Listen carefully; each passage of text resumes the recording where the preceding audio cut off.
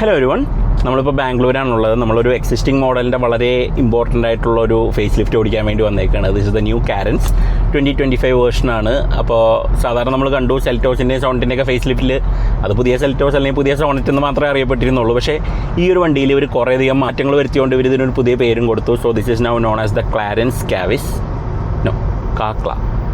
Carens Clavis. നാക്കൊടിച്ചിട്ടൊക്കെ വേണം പറയാനായിട്ട്. നമുക്ക് തൽക്കാലം ക്ലാര എന്ന് വിളിക്കാം. ഈ ക്ലാവിസ് എന്ന് പറയുന്ന പേര് ശരിക്കും പറഞ്ഞാൽ ഒരു ലാറ്റിൻ ഫ്രേസിൽ നിന്നാണ് വന്നേക്കുന്നത്. അതായത് ക്ലാവിസ് ഓറിയ എന്ന് പറയുന്ന ഗോൾഡൻ കീ ടു ഹാപ്പിനെസ് എന്നൊക്കെ ഉള്ള അർത്ഥത്തിലുള്ള അങ്ങനത്തെ ഒരു വാക്കിൽ നിന്നാണ് വന്നേക്കുന്നത്. ഇൻട്രസ്റ്റിംഗ്ലി ഇവർക്ക് ഈ ക്ലാവിസ് എന്നുള്ള പേര് ഇവരുടെ കയ്യിൽ കുറേ നാളായിട്ടുണ്ട്. ഇപ്പോൾ സിറോസ് എന്നറിയപ്പെടുന്ന ആ ഒരു വണ്ടി ഡെവലപ്മെൻറ്റ് സ്റ്റേജിൽ അത് ടെസ്റ്റ് ചെയ്യുന്ന സമയത്തൊക്കെ നമ്മളത് ക്ലാവിസ് എന്ന് പറഞ്ഞിട്ടാണ് നമ്മളത് അറിയപ്പെട്ടിരുന്നത്. അതായത് ക്ലാവിസ് വരുന്നു, ക്ലാവിസാണ് ടെസ്റ്റ് ചെയ്തുകൊണ്ടിരിക്കുന്നത് എന്നൊക്കെയാണ് അന്ന് കേട്ടിരുന്നത്. പിന്നീട് അവർ സിറോസ് എന്നാക്കി. സോ ക്ലാവിസ് എന്നുള്ള പേര് ഇവരുടെ കയ്യിൽ വെറുതെ ഇരിക്കുകയായിരുന്നു. അപ്പോൾ അവർ വിചാരിച്ചു ഈ ഒരു വണ്ടി ഒന്ന് ഡിഫറൻഷ്യേറ്റ് ചെയ്യാൻ വേണ്ടിയിട്ട്, കുറച്ചും കൂടി ഒന്ന് ബെറ്റർ ആക്കാൻ വേണ്ടിയിട്ട് അവർ ആ ഒരു പേര് യൂസ് ചെയ്യാമെന്നുള്ളത്.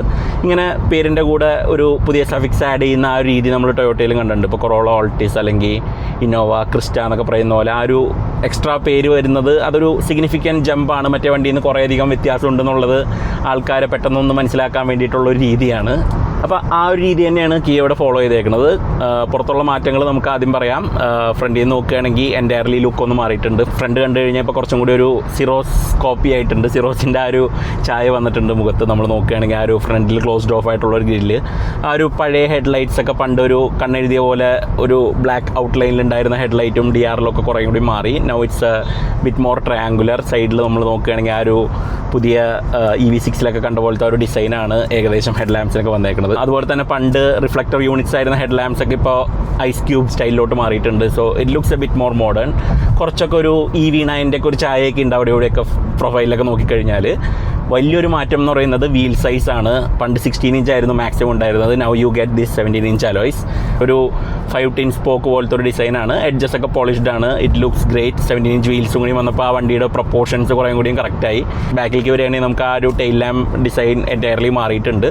അത് ഔട്ട്ലൈൻസ് ഒക്കെ സെയിം ആണ്. ഇപ്പോൾ ഹെഡ് ലാമ്പ്സിൻ്റെ പോലെ തന്നെയാണ്. ബോഡിയിലത്തെ പാനൽസ് ഒന്നും മാറാതെ ആ ടെയിൽ ലാമ്പിൻ്റെ ഇന്നർ പാർട്ടാണ് മാറിയേക്കുന്നത്. അത് കാണുമ്പോൾ കുറച്ചും കൂടി അപ്ഡേറ്റ് ആയിട്ട് തോന്നുന്നുണ്ട്. അതിൻ്റെ ഉള്ളിലത്തെ LED എലമെൻറ്റ്സ് ഒക്കെ കൂടി ലൈറ്റിംഗ് സിഗ്നേച്ചറൊക്കെ ഒന്നും കൂടി മാറിയിട്ടുണ്ട്. കുറച്ചും കൂടി സ്ക്വയർ എഡ്ജ് കൊടുത്തിട്ടുണ്ട്. പണ്ടത്തെ ആ ഒരു കർവി ഷേപ്പൊക്കെ മാറി. Now it looks A bit more purposeful.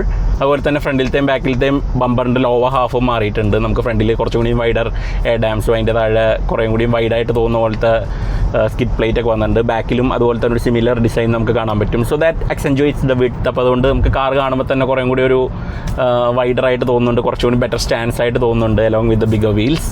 So styling is really great. ഇപ്പോൾ എക്സിസ്റ്റിംഗ് കിയ റേഞ്ചിലുള്ള വണ്ടികളായിട്ട് ഒന്ന് ടൈപ്പ് ചെയ്യുന്ന പോലത്തെ ഒരു സ്റ്റൈലിംഗ് ആണ്. ആകെ ഡേറ്റഡ് ആയിട്ട് തോന്നുന്നത് ഇതിൻ്റെ ഗ്ലാസ് ഹൗസ് ആണ്. കാരണം പഴയ ഒരു സ്റ്റൈലിംഗ് ആണ്. നമുക്കിപ്പോൾ ഒരു ഗ്ലോസ്റ്ററിനൊക്കെ സൈഡ് പ്രൊഫൈലിൽ കാണുന്ന പോലത്തെ ആ ഒരു ഗ്ലാസ് ഏരിയ പോലെയാണ് നമുക്ക് കാരൻസ് കാണുമ്പോൾ പെട്ടെന്ന് തോന്നുക. But that's okay. കാരണം ഇതൊരു MPV ആണ്. സ്റ്റൈലിങ്ങിന് അത്രയും വാല്യൂ ഉള്ളൂ. നമ്മൾ ബാക്കിയുള്ള MPV സെഗ്മെൻറ്റിലുള്ള വണ്ടികളൊക്കെ വെച്ച് നോക്കുമ്പോൾ this looks bang up to date.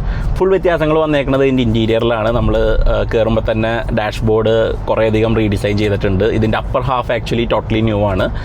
Lower half continues with the same glow box. ഈ ഒരു സെൻട്രൽ കൺസോളൊക്കെ സെയിം ആണ്. പഴയ കാരൻസിന് നമുക്കൊരു കർവ്ഡ് ആയിട്ടുള്ളൊരു ഷേപ്പ് ആയിരുന്നെങ്കിൽ ഇതിപ്പോൾ കുറച്ചും കൂടിയും എഡ്ജിയർ, മോൾ വശം ഫ്ലാറ്റ് ആയിട്ട് എഡ്ജസ് ഒക്കെ ഷാംഫേർഡ് ആയിട്ടുള്ള ആ ഒരു സിറോസിലൊക്കെ കണ്ട പോലത്തെ ആ ഒരു ഹെക്സഗണൽ പാറ്റേണിലേക്കുള്ളൊരു ഡിസൈനാണ് ഇപ്പോൾ വന്നേക്കുന്നത്. ആൻഡ് അതിൽ വലിയൊരു അപ്ഡേറ്റ് എന്ന് പറയുന്നത് ഈ 2 സ്ക്രീൻസ് ആണ്. 2 12.3 ഇഞ്ച് സ്ക്രീൻസ് വന്നിട്ടുണ്ട്. മുന്നൊരു 10 ഇഞ്ച് സ്ക്രീൻ നടക്കുന്നുണ്ടായിരുന്നുള്ളൂ. Now you are getting this bigger screen. ആ ഒരു കുറേ കൂടി മോഡേൺ ആയിട്ട് തോന്നുന്ന ഒരു ഡ്യുവൽ സ്ക്രീൻ സെറ്റപ്പ് വന്നിട്ടുണ്ട്. അതിൻ്റെ താഴെ AC-യുടെ ഒരു കൺട്രോൾ വന്നിട്ടുണ്ട്. അത് ടച്ച് പാനലാണ്. നമുക്ക് ടോഗിൾ ചെയ്തിട്ട് വേണമെങ്കിൽ ഓഡിയോൻ്റെ കൺട്രോൾസ് ആക്കാം, അല്ലെങ്കിൽ AC-യുടെ തന്നെ കൺട്രോൾസ് എടുക്കാം. നമ്മൾ EV6 കണ്ട പോലത്തെ ആ ഒരു പാനലാണ്. വോളിയം കൺട്രോളും ടെമ്പറേച്ചർ കൺട്രോളും ഒക്കെ നമുക്ക് ഇവിടെ ഫിസിക്കൽ നോബ്സ് ആയിട്ട് കൊടുത്തിട്ടുണ്ട്, വിച്ച് ഈസ് റിയലി ഗുഡ്. അതിൻ്റെ താഴെയായിട്ട് നമ്മുടെ സെൻട്രൽ കൺസോളിൻ്റെ ലോവർ ഹാഫിൽ നമുക്കൊരു വയർലെസ് ചാർജർ ഉണ്ട്. 3 ചാർജിങ് പോർട്ട്സ് കൊടുത്തിട്ടുണ്ട്. നമുക്ക് 12 വോൾട്ട് ഉണ്ട്. സാധാരണ USB-A ഉണ്ട്, USB-C ഉണ്ട്. അതിൻ്റെ ഇരുവശത്തായിട്ട് നമുക്ക് സീറ്റിൻ്റെ കൂളിംഗ് കൺട്രോൾസും അങ്ങനത്തെയൊക്കെ കൊടുത്തിട്ടുണ്ട്. ഈ ഒരു കൺസോൾ മുന്നേ ഉണ്ടായിരുന്നത് സെയിം ആണ്. ഇതിൻ്റെ അടിയിൽ ആംബ്രസ്റ്റിൻ്റെ അടിയിലായിട്ട് ചെറിയൊരു സ്റ്റോറേജ് ഉണ്ട്. ഇപ്പോൾ ഞാൻ ഓടിക്കുന്ന വണ്ടിക്ക് മെക്കാനിക്കൽ ഹാൻഡ് ബ്രേക്ക് ആണ്. പക്ഷേ ഇതിൻ്റെ മുകളിലുള്ള വേർഷന് ഇവിടെ ഒരു ഇലക്ട്രിക് പാർക്കിംഗ് ബ്രേക്ക് വരുന്നുണ്ട്. അപ്പോൾ അതുകൊണ്ട് കുറച്ച് സ്പേസും കൂടി ഇവിടെ ഫ്രീ അപ്പ് ആവുന്നുണ്ട്. ബാക്കി ഡോർ പാഡ്സ് ഒക്കെ ഓൾമോസ്റ്റ് സെയിം ആണ്. പഴയ വേർഷനായിട്ട് വലിയ വ്യത്യാസമൊന്നുമില്ല. സീറ്റ്സിൻ്റെ അപ്ഹോൾസ്റ്ററി ഒക്കെ കുറച്ചും കൂടി ഒന്ന് റീഡിസൈൻ ചെയ്തിട്ടുണ്ട്.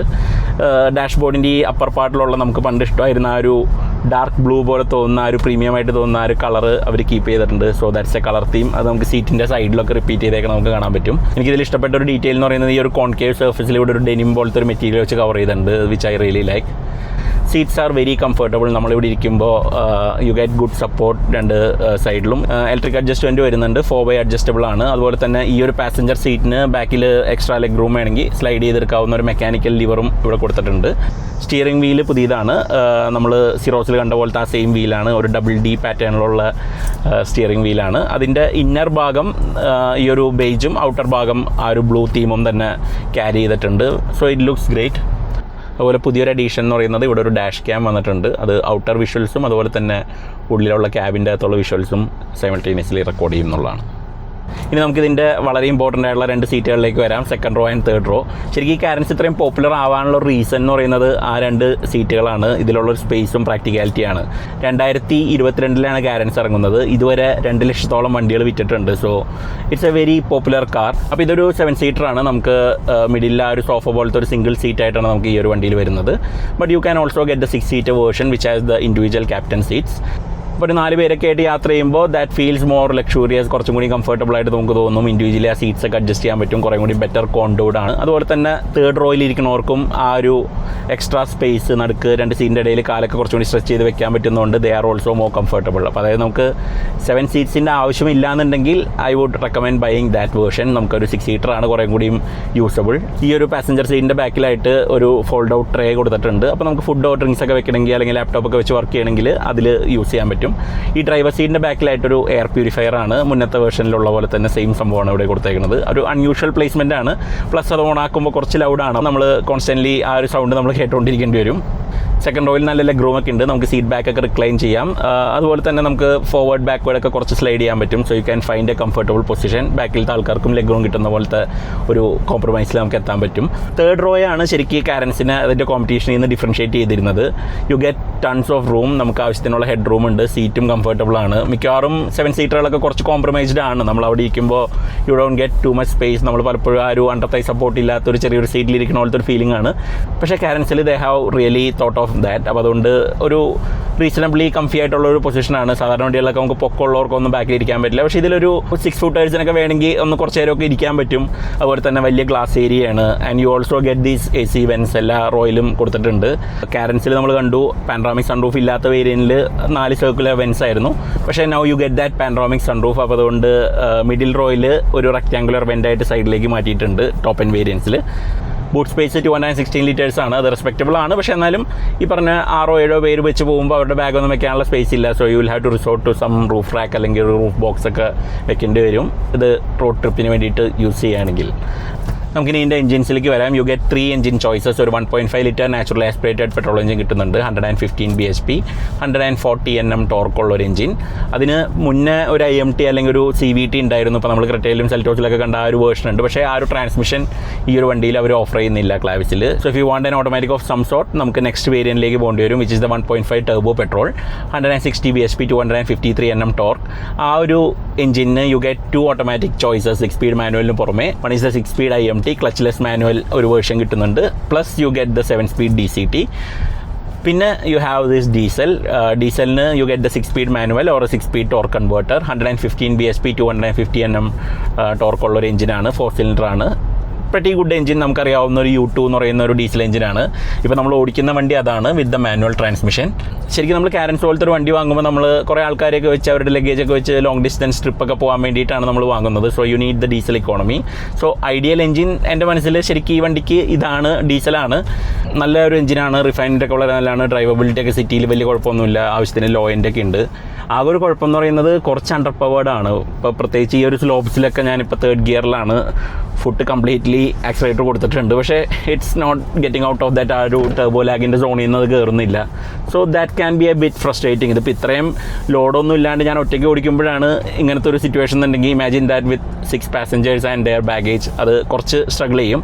കുറച്ച് അണ്ടർ പവേർഡ് ആണ്. സോ ഹൈവേ റൺസിനാണെങ്കിൽ ഇറ്റ്സ് ഓക്കെ. പക്ഷേ ഇതുപോലെ മൗണ്ടനസ് ഏരിയയിലൊക്കെ പോകുന്ന സമയത്ത് നമുക്ക് ഈ എഞ്ചിൻ പോരാന്നുള്ളത് തോന്നും. ഡീസൽ ഓട്ടോമാറ്റിക്കലി നമുക്ക് അത്രയും സ്ട്രഗിൾ ചെയ്യണ പോലെ തോന്നില്ല. കാരണം transmission itself will take care of that. ചില ഷിഫ്റ്റിംഗ് ഒക്കെ അത് തന്നെ ചെയ്യണതുകൊണ്ട് നമ്മൾ അത്രയ്ക്ക് അങ്ങോട്ട് അറിയില്ല. But do bear that in mind. നമ്മളിപ്പോൾ ഒരു ഹിൽ ഏരിയാസിലൊക്കെയാണ് നമ്മൾ സ്ഥിരമായിട്ട് ഓടിക്കുന്നതെന്നുണ്ടെങ്കിൽ you may not enjoy this engine so much. അപ്പോൾ എഞ്ചിൻ്റെ ലാക്ക് ഓഫ് പവർ നമുക്ക് കോമ്പൻസേറ്റ് ചെയ്യാൻ വേണ്ടിയിട്ട് we will drive this down hill. Steering ഫീലും കാര്യങ്ങളൊക്കെ കുഴപ്പമൊന്നുമില്ല. സ്റ്റിയറിംഗ് ഇത്തിരി ഇനേർട്ടാണ്. പക്ഷേ you can still hold this around. നമുക്ക് ഫാസ്റ്റായിട്ടൊക്കെ കോർണേഴ്സൊക്കെ എടുക്കണമെന്നുണ്ടെങ്കിൽ ഇറ്റ്സ് പോസിബിൾ. ഈ ഒരു വീലും ടയറും മാറിയപ്പോൾ തന്നെ വണ്ടിക്ക് കുറച്ചും കൂടി ഒരു സ്റ്റിയറിങ്ങിന് ഒരു പ്രിസിഷൻ വന്നിട്ടുണ്ട്. സോ 17 ഇഞ്ച് വീൽസും റിലേറ്റീവ്ലി ലോ പ്രൊഫൈൽ 55 സെക്ഷൻ ടയേഴ്സൊക്കെ ആയതുകൊണ്ട് നമുക്ക് കുറച്ചും കൂടിയും കമ്മ്യൂണിക്കേഷൻ ബെറ്റർ ആയിട്ട് തോന്നുന്നുണ്ട്. ഓൾസോ ബോഡി കൺട്രോൾ കുറച്ച് റോളൊക്കെ ഉണ്ട്, പക്ഷെ എന്നാലും it's still clinging on to the line. ആ ഒരു ലോങ് വീൽ ബേസിൽ നമുക്ക് ഫീൽ ചെയ്യാൻ പറ്റും ഈ ഒരു വണ്ടി ഓടിക്കുമ്പോൾ. ഇപ്പോൾ ഈ വീലും ടയറും മാറിയപ്പോൾ തന്നെ കാരൻസ് കുറച്ചും കൂടി ഒന്ന് അൽക്കസാറായിട്ടുണ്ട്. ആ ഒരു ഫാമിലി MPVന്ന് കുറേയും കൂടിയും ഒരു SUV പോലത്തെ ഒരു ക്യാരക്ടറിലേക്ക് പോയിട്ടുണ്ട്. And you can have some fun with it. നമുക്ക് ഈ ഒരു ഹെയർ പിൻസിലൊക്കെ കുറച്ചും കൂടി ഒന്ന് സ്പീഡൊക്കെ ക്യാരി ചെയ്ത് പോകാൻ പറ്റുന്നുണ്ട്. Brakes are really strong. Brake ബൂസ്റ്ററൊക്കെ ചെറുതായിട്ടൊന്ന് അപ്ഡേറ്റ് ചെയ്തിട്ടുണ്ട്. ഇപ്പോൾ ഒരു എക്സ്ട്രാ ഹാൻഡ്ലിംഗ് വന്നതും it has come at the expense of ride quality. ഞാൻ ആദ്യം 17 ഇഞ്ച് വീൽസ് കണ്ടപ്പോൾ ഞാൻ പേടിച്ചു ഇത് റൈഡ് വളരെ മോശമായിട്ടുണ്ടാവും എന്നുള്ളത്. പക്ഷേ they have retuned the suspension. കുറേയും കൂടിയും ഒരു ആ ഒരു 17 ഇഞ്ച് വീലിന് വേണ്ടിയിട്ട് ഒപ്റ്റിമൈസ് ചെയ്ത പോലത്തെ ഒരു രീതിയിലാണ്. ഇതിപ്പോൾ 16 ഇഞ്ച് വീൽസിൽ it will be even better. Retuned dampers use ചെയ്തിട്ടുണ്ട്. അതുപോലെ തന്നെ സ്റ്റിയറിംഗ് മോട്ടറും അവരൊന്ന് കാലിബ്രേഷനൊക്കെ ഒന്ന് മാറ്റിയിട്ടുണ്ട്. So ride and handling Kia has nailed it. അത്ര ഒരു എൻ്റർടൈനിങ് വണ്ടിയൊന്നുമല്ല, പക്ഷേ you can still have some fun with it. Brakes are also really good. അത്യാവശ്യം സ്ട്രോങ് ആണ്. നമുക്കിപ്പോൾ ഒരു വി ആർ ഡൂയിങ് അറൗണ്ട് 80-90. ഞാനിപ്പോൾ ബ്രേക്സ് സ്ലാം ചെയ്ത് കഴിഞ്ഞാൽ ദാറ്റ്സ് റിയലി ഗുഡ്.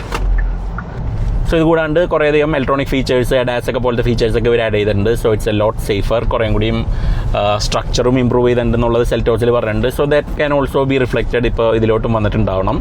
അപ്പോൾ അതൊക്കെയാണ് പുതിയ കാരൻസ് ക്ലാവിസിൻ്റെ പ്രത്യേകതകൾ. വളരെ റെക്കമെൻഡബിൾ ആയിട്ടുള്ളൊരു വണ്ടിയാണ്. നിങ്ങളിപ്പോൾ ഒരു ഫാമിലി MPV വാങ്ങാൻ ഉദ്ദേശിക്കുന്നുണ്ടെന്നുണ്ടെങ്കിൽ this should be on top of your list. 1.5 lakhs ആണ് പ്രീവിയസ് വേർഷനേലും കൂടുതലുള്ളത്. For that you get a lot of things. അപ്പോൾ അതുകൊണ്ട് ആ ഒരു പ്രൈസ് കുറേ ജസ്റ്റിഫൈഡ് ആണ്. നിങ്ങൾ ഈ ഒരു പ്രൈസ് റേഞ്ചിൽ ഒരു വണ്ടി വാങ്ങാൻ ഉദ്ദേശിക്കുകയാണെങ്കിൽ would you buy the Carens Clavis, അല്ലെങ്കിൽ അൽക്കസാർ വാങ്ങുമോ അതോ മറ്റേതെങ്കിലും വണ്ടി ആയിരിക്കുമോ എന്നുള്ളതൊക്കെ ഒന്ന് കമൻസിൽ അറിയിക്കുക. നമുക്ക് മറ്റൊരു വീഡിയോ ആയിട്ട് വേറൊരു ദിവസം കാണാം. Thanks for watching.